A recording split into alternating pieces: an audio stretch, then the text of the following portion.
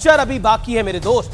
सवाल यह है कि क्या महाराष्ट्र की सियासी पिक्चर अभी भी बाकी है, क्योंकि नामांकन में अब गिनती के घंटे बचे हुए हैं और कुछ सीटों पर पेच सुलझने का नाम नहीं ले रहा है। लेकिन मुंबई की वर्ली सीट पर मुकाबला बेहद दिलचस्प हो गया है, जहां उद्धव गुट के आदित्य ठाकरे के सामने शिंदे गुट के मिलिंद देवड़ा आमने सामने है।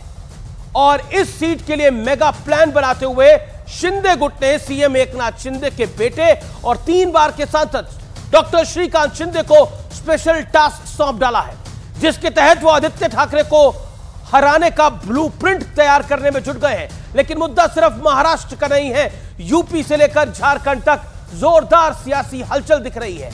कटेंगे और बटेंगे वाले मुद्दे पर प्रतिक्रिया देते हुए समाजवादी पार्टी के बड़े नेता शिवपाल यादव ने कहा कि जो ऐसी बात करेगा वो बाद में पिटेगा। और इसी बीच झारखंड में कांग्रेस के एक बड़े नेता और हेमंत सरकार में मंत्री इरफान अंसारी ने एक बहुत बड़े विवाद खड़ा कर दिया है। यह पूरा मामला क्या है, इसको भी मैं आपको विस्तार से बताऊंगा और इस पर आज एक बड़ी चर्चा भी करेंगे। और आज इन्हीं तमाम मुद्दों पर, झारखंड महाराष्ट्र में चुनाव, यूपी तक है तनाव, आज इसी पर बड़ी चर्चा।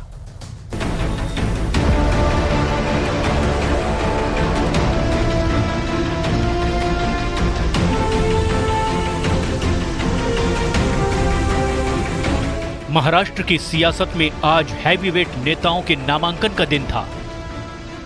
ये महाराष्ट्र की जनता पूरी तरह महायुति के पक्ष में है। थंपिंग मेजोरिटी से महायुति जीतेगी।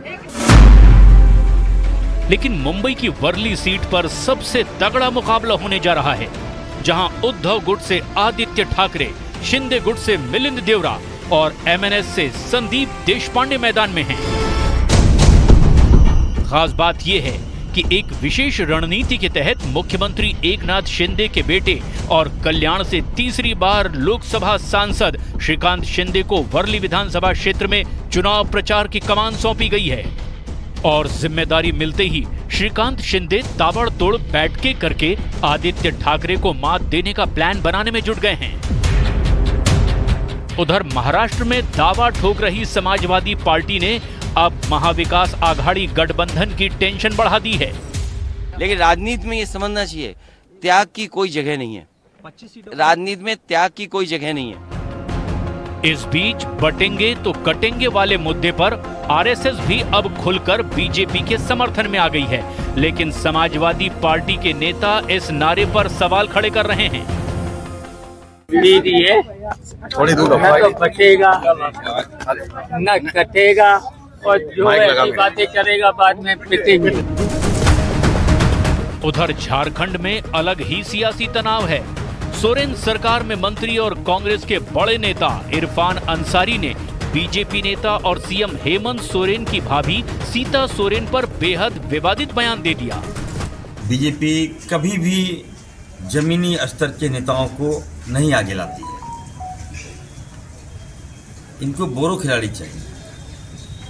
इनको जो रिजेक्टेड माल है, जो सातिर से जी जाता है, उसको हाईजैक कर लेती है। आज मेरे पति नहीं है तो क्या नहीं माफ करेंगे? हालांकि अब इरफान अंसारी माफी मांग रहे हैं, लेकिन मामला काफी आगे निकल गया है।